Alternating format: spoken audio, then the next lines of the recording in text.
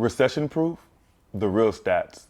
South Los Angeles has experienced several waves of cultural, racial, and ethnic groups establishing themselves, but historically, its identity has been predominantly that of a Black community.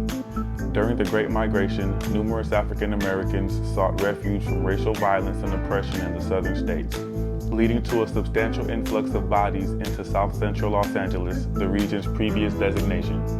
Due to banking and political redlining, South Central became one of the few areas where African Americans were permitted to reside. Additionally, the area attracted many residents because of its flourishing manufacturing sector, offering Black individuals middle-class employment opportunities that enabled them to buy homes in what was a prospering locale at the time. In the 1970s, U.S. manufacturing companies began shutting their doors and fleeing to cheaper labor centers in third world countries, taking with them millions of well-paying, middle-class, unionized, and skilled labor jobs. The 80s saw a continuation of these employment paradigm shifts. South Los Angeles lost more than 70,000 jobs between 1978 and 1982. The 80s also heralded the rise of violence and criminal activity due to the crack cocaine epidemic. By 1989, more than 320 manufacturing plants had shut down, and an additional 124,000 workers had lost their jobs. The combination of demise to employment opportunities, high crime, and rampant violence resulted in residents, employers, and developers leaving the area. Years of disinvestment and the inability to attract major retail developers and small businesses to South Los Angeles continues to be felt 30 years later, as severe blight has given rise to nuisance businesses that foster crime and addiction. Exasperating this scarcity of business development is a lack of affordable housing, access to medical services, and an overabundance of liquor stores. Marijuana dispensaries, smoke shops, and empty lots can be found on every single street in Los Angeles. Activists have identified thousands of vacant lots in South LA, many of which have been sitting empty since the Watts riots of 1965. A Johns Hopkins study found that for every 10% increase in access to local liquor stores, there was a 4.2% increase in violent crime. All right, my name is Mike, you know what I'm saying? Basically, the recession's real out here, you know what I'm saying? Every day is a struggle, you know? It ain't peaches and cream, you feel me? Basically, to sum it up to where, you know, it ain't what it seems. How old are you? 28. Okay, how long you been out here? Basically like 7 years now. Okay. Born and raised in LA? Yep. Okay. All my life. I ain't been employed since at least 7 years. Okay. Hometown but fact. Yeah. So recession is bullshit, basically. On the real. Yeah. Then I put the apps out there, to fill out the applications, and they still don't call. You got priors? Nah, my record clean. Oh, and they still don't? Why? Youth, but far as, you know what I'm saying, I got my shit expunged. Yeah. That really sums it up, you know what I'm saying? Recession proof, right? On the real. There are reportedly 158 liquor stores in just 9 square miles of South Los Angeles, 14 of which are on the right side of the Vermont Avenue corridor, starting with Monarch Liquors at 88th and Vermont. Based on the Hopkins data, it is no surprise the Los Angeles Police Department dubbed this notorious thoroughfare as Death Alley. In 2014, the area had the highest homicide rate in the county. Between 2007 and 2014 alone, 60 people were killed, most from gun violence in this 2-mile stretch of South Vermont Avenue. How you doing, man? All right. What's your name? Joe. What you doing over here? Yeah. Past time. Pastime? You live over here? Coast 3 right there. Sleeves 3, 18. 45. 45? This year, February 1 surgery. No work now. No work? No. Why not? I need it. ¿Por qué? Wherever. No job, no nothing, no más. All family go Las Vegas. Only family come back. Family come back? Yeah. This your family? Yeah. 3 girls, man, and 2 boys. But you know the big, that's all. Vegas? Yep. How long? Whew. 20. You know, me not go better. And maybe on the north or sur, I don't know, remember. You love him? Miss him? My wife, got the other man, and that's all. And my little sister, not little sister, too big. And the boy's big, that's all. It's a matter everything.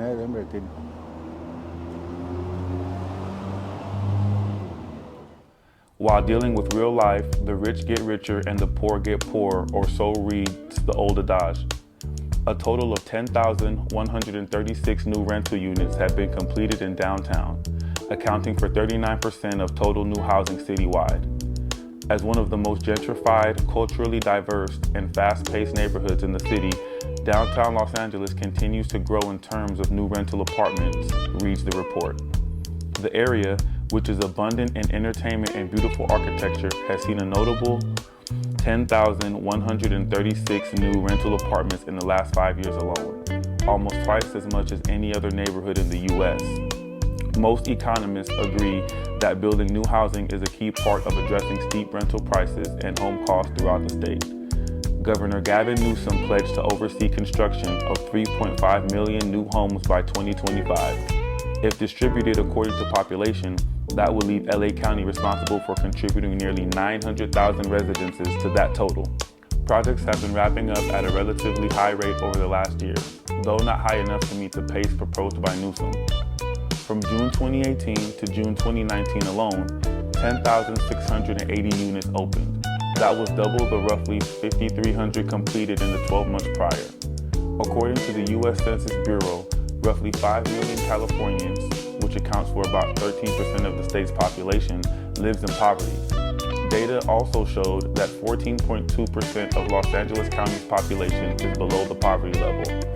With a population of over 10 million, 1.4 million people in the county are deemed poor. According to reports, Los Angeles County is home to the largest population of food insecure people in the U.S. An estimated 2 million people in Los Angeles County live with food insecurity, which means 1 in 5 people who live here may not know where their next meal is coming from.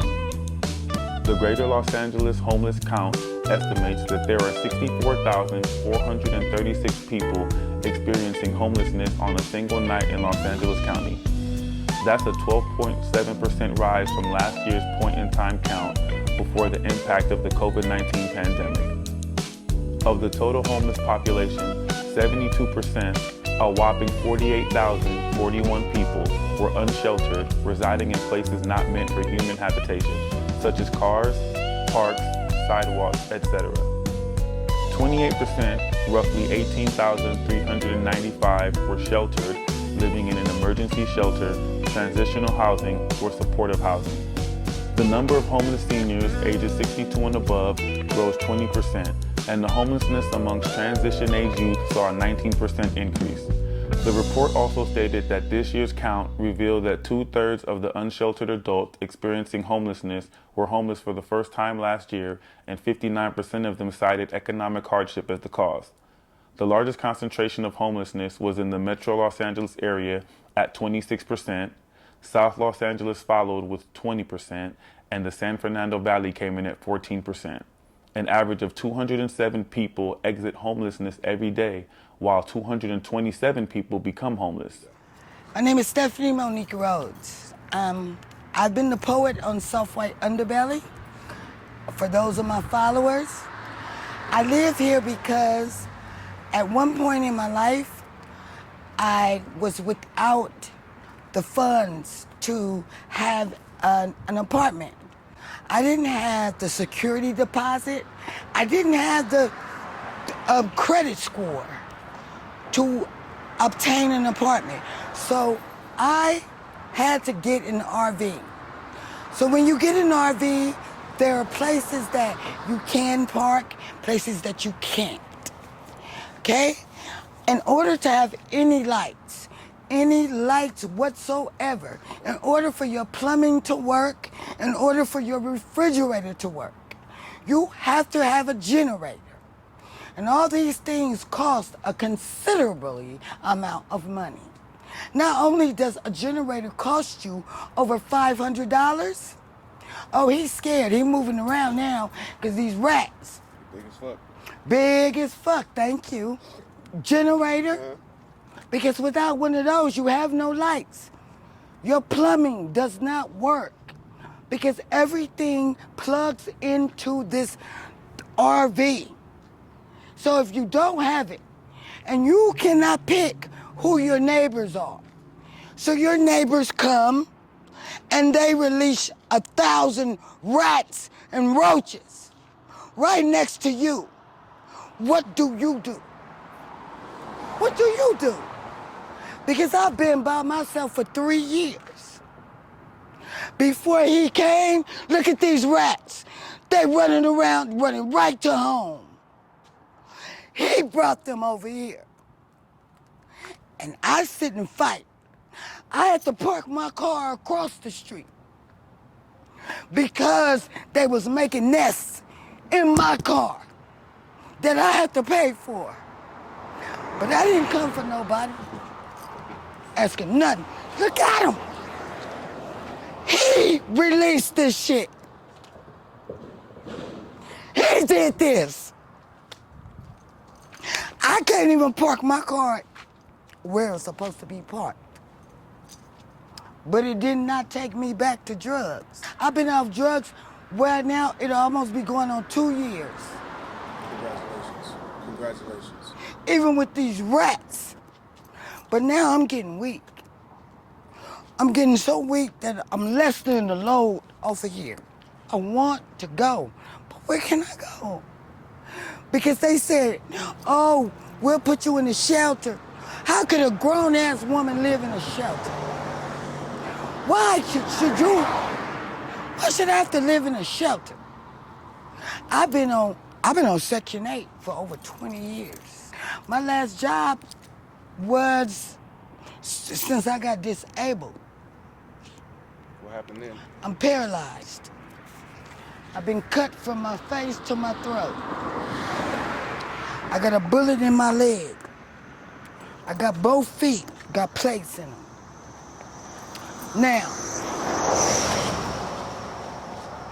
okay? You've been through a lot. Been through a lot. You've endured a lot. Endured And you're it. still here. And I'm still here. And I'm one of the people that will tell you this. When it is God that holds my hand at night, when I feel like I can no longer fight, that it is his embrace that holds me tight.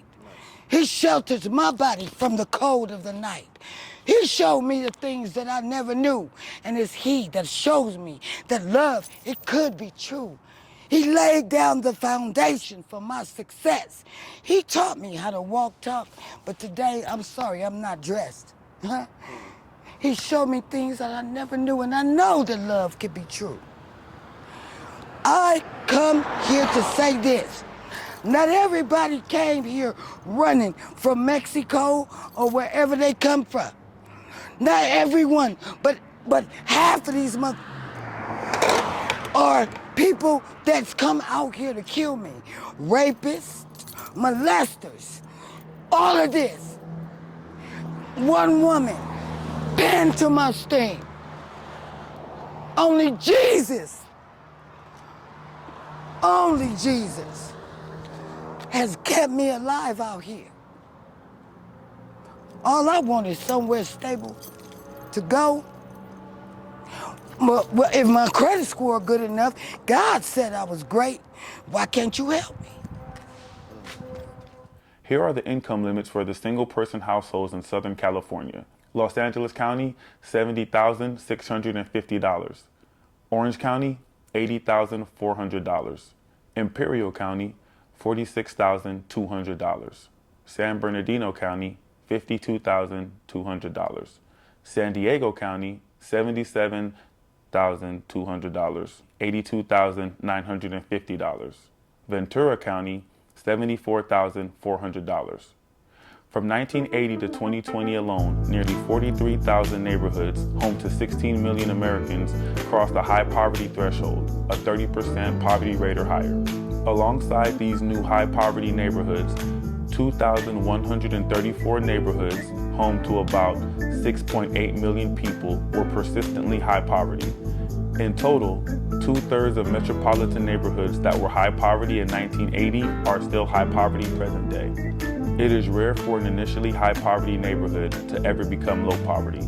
In the past 38 years, just 14% of neighborhoods that were high poverty in 1980 have turned around.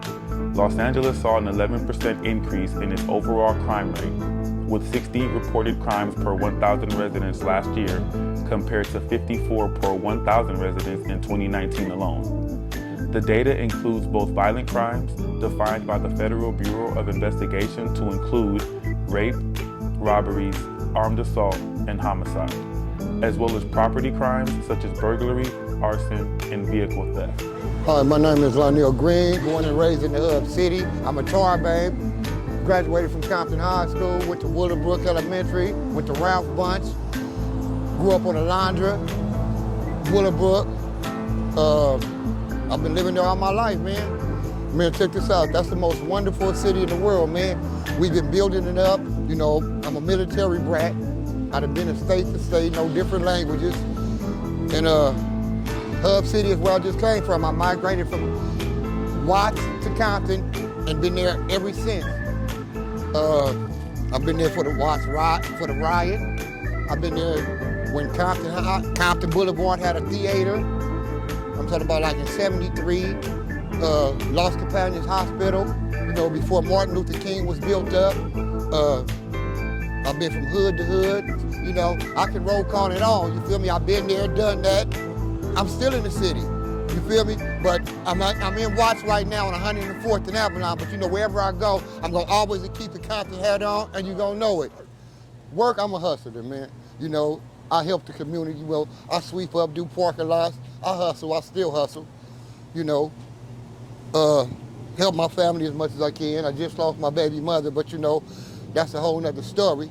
You know, my kids is growing up. I want to give shouts out to my daughter, Shantae Renee Green, you feel me? That's my boo-boo, I'm boo. She's 41 years old. You know, I had her as a young one, you feel me?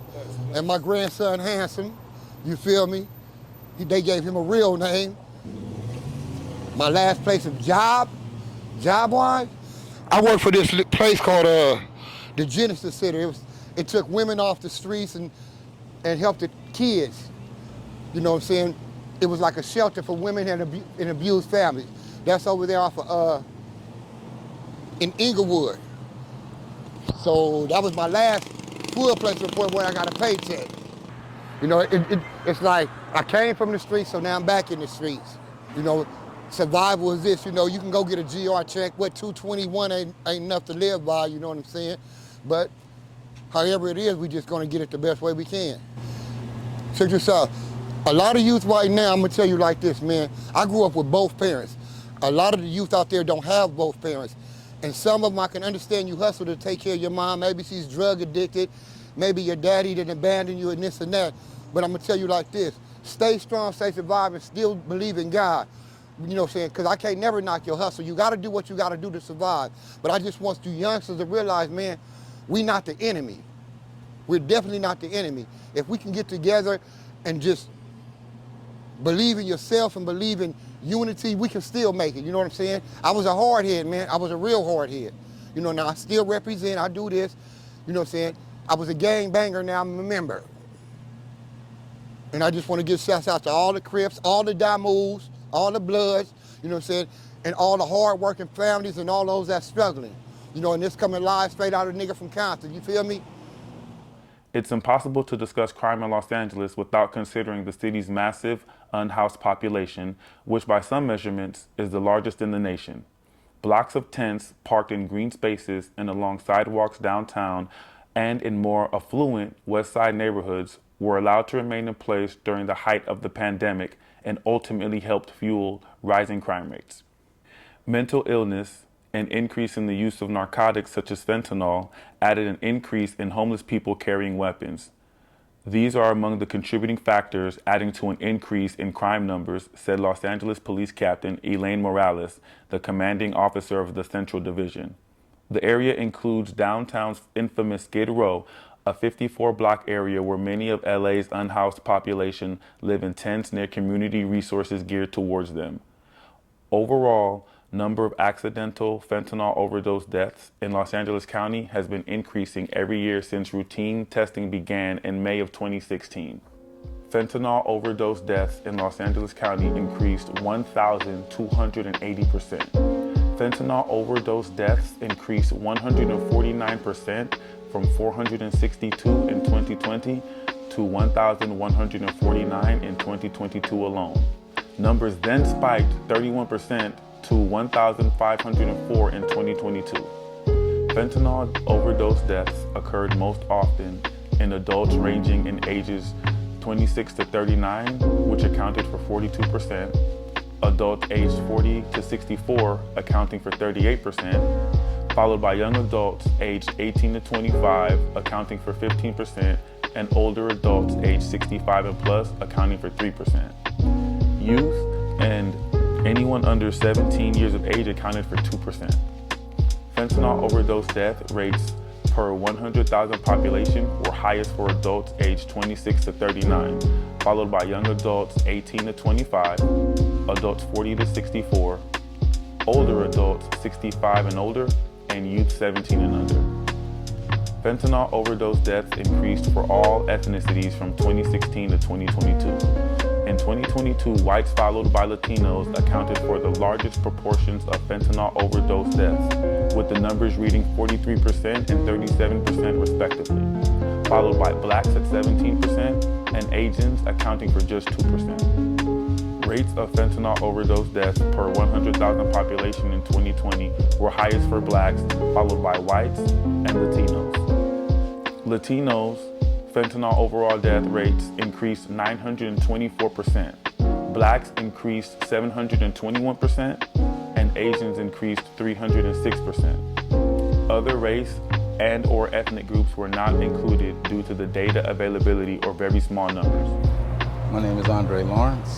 I'm down here because when I got out of jail in 2014, after spending so many years in jail, I didn't feel right keeping my nieces and nephews up all night because I don't sleep that well. And it was wrong for me, you know, in my eyes, to disturb their schooling. I've been down here for 7, 8 years now. I've seen the ups, the downs, the good, the bad, the uglies, and they all look the same now. What I've accomplished since I've been down here is I've gotten housing in a brand new building, and I'm an Uber driver, even though I have yet to get the vehicle. 2 lawsuits that are coming in sometime this year and next year, which pretty much retire me. I've been in jail all my life. I've been to camp, YA, juvenile hall. The only thing I ain't hit is the feds, and the only reason why is because when they finally came to get me, I was already in the state.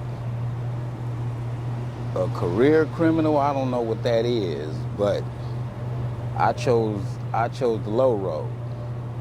And I ain't never shied from my time.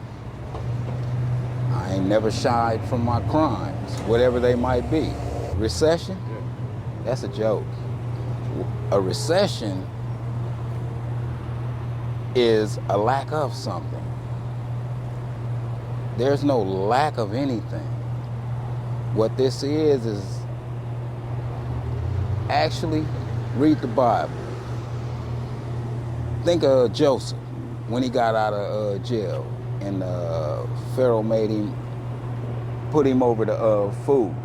That's what they doing with this, with these stimuluses. They fatten us up with cash. Basically, he sold the people food for money. When they ran out of money, he used their cattle and stock. When they ran out of that, he used their houses and everything. When they ran out of that, next came the children. And then finally themselves. At the end of the day, the Pharaoh owned all the land and all the people and everything in it. That's where we're going with this recession. They're basically shooting out. I ain't never had a job in my life. They gave me 30,000 on EDD. 53. Never had a job. What I do with that 30? I bought a truck. I basically gave it to family and everything because you know out here, the only thing we need is ourselves. The only thing we need is ourselves out here. But people don't understand. All we got is each other out here. I don't see a shortage of anything. They got plenty of cars, plenty of movies, plenty of things to keep people. A recession is a lack of something that's depleted. Right. You know? I mean, that's foolish to make people think that we're in a recession when we got plenty of food. They haven't even opened up the food storage bins. They are all down here. I mean, housing.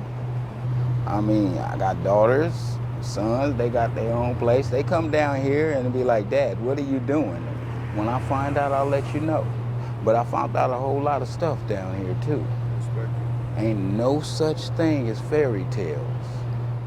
Among adults aged 65 to 74, the workforce participation rate was 25.8% in 2021 alone, according to the U.S. Bureau of Labor Statistics. That share is expected to grow to 30.7% by 2031. In the 75 and older crowd, the portion of the workforce is expected to reach 11.1%, which is up from 8.6%. The Center for Disease Control and Prevention estimates that every year, alcohol-related mortality accounts for over 140,000 deaths in the United States, making it the fourth leading preventable cause of death in the country. Moreover, studies have shown that increased accessibility to alcohol is associated with higher alcohol consumption and public health risks such as underage drinking, intimate partner and gender-based violence, and overall crime. Moreover, as a result of the discriminatory urban land policies used in the 1930s, also known as redlining, low-income communities of color see an overconcentration of liquor stores in their neighborhoods. Redlining created certain zones that segregated high-income white communities from low-income non-white communities and even businesses. This includes alcohol retailers. This explains why there is an abundance of liquor stores in predominantly black and brown neighborhoods in Los Angeles, especially South Los Angeles. Decades of economic disinvestment in neighborhoods like South Los Angeles made it difficult to attract other retail developers and small businesses, further contributing to the overconcentration of liquor stores in these areas. In conclusion, income inequality has surged over the past few decades and is evident across various geographical levels, spanning regions, states, cities, and metropolitan areas. While not all neighborhoods burdened by poverty face identical challenges, they are typically located where economic prospects are limited and poverty becomes an enduring generational hardship. People of color bear a disproportionate burden from the expansion and persistence of high poverty neighborhoods. Yet the enhancement of impoverished areas also hampers the overall economy. In essence, the full potential of the U.S. economy remains unreachable when significant portions of its populace are held back. In the present moment, the nation requires a new and renewed and invigorated strategy to uplift both individuals and communities collectively.